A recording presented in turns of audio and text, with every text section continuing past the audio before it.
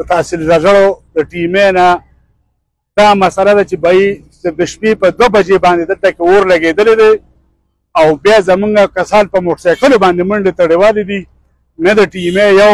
ټکټر والا راغلی نه اکسیویټر راغلی نه د ټیمې ګاډی دلته کې راغلی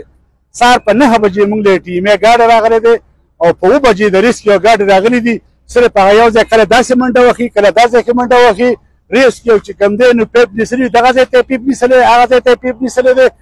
دنیا ګاډي را جمع کړي دي کله وي بجلي شته کله وي پولیس شته کم سے کم د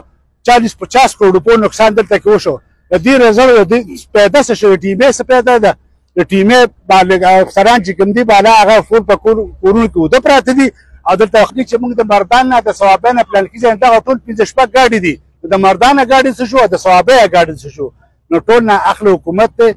د دې مهرباني وي د دې مخنیوي وشي او دا د یو غریب سړي تاوان وشو د کورونو لویربو تاوان د دې وشو هغه بولډینګ هم ول خراب کړ نه دنه ورتلی شي او په زرغون ته کې بدان چې چلو سټیشن راغستې والی په د باندې چلو هغه د کورونو په مالک تاوان وشو هغه کټ کې روغ مو ناشته ورته ګوري چې بای دا چلو کېده او دا ورکر دې په ځان څه چلو ګوزار هسپتال ته رسېږي په د باندې دا چلو شو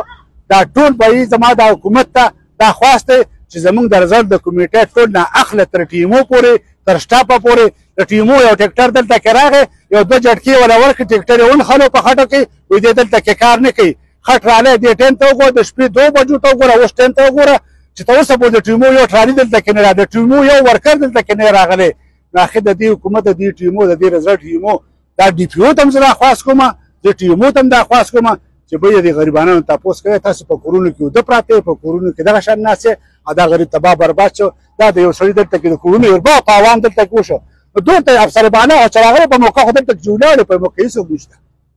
خیر خیرته دا ما ټول دا خواست چې به دې مخنیوي دې تاسو کولی شي